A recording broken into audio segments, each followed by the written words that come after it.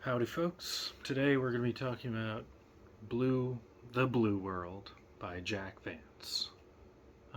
This is a standalone novel. It's unconnected to any of his other works, as far as I know.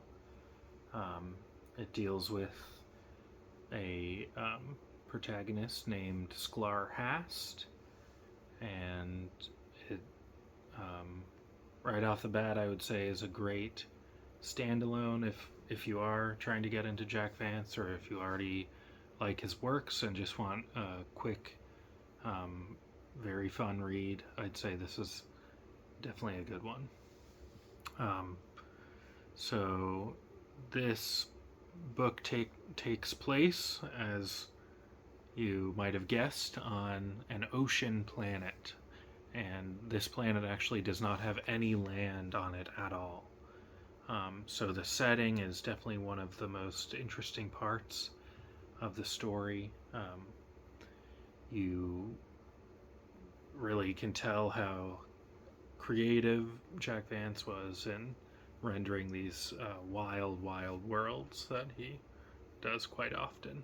Um, like I said, this one takes place on an ocean planet, and it's interesting because the humans on the planet actually live on these things called floats, and they're kind of like giant lily pads where they have entire societies and towns um, living on the surface of these lily pads, and creating architecture out of dried pad skin, as well as the actual structural veins that make up the pads.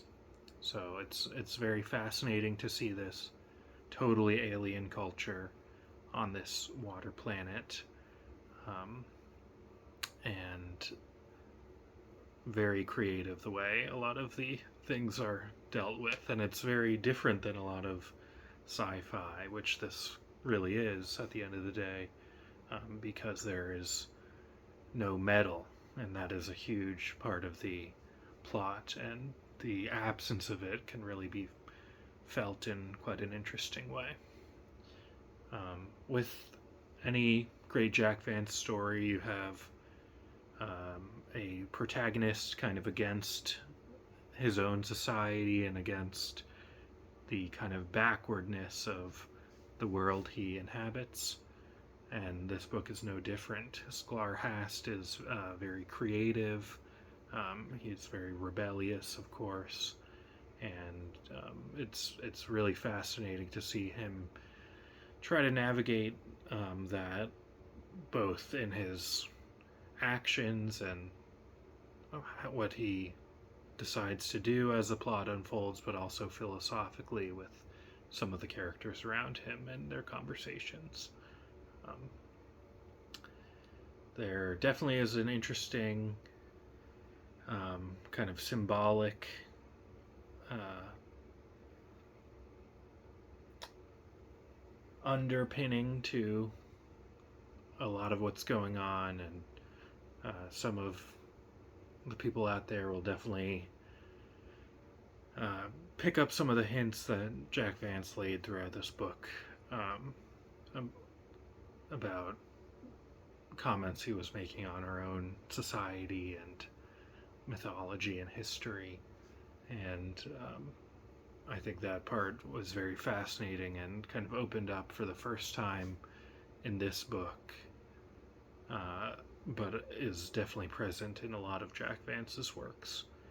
Um, like I said, I think this would be a great place to start if you're interested in Jack Vance.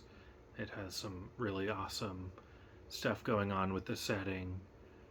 It is definitely a pretty brutal story, as a lot of his picaresque type stories are. It goes to some interesting places, and I got a big kick out of reading it for sure. So check it out.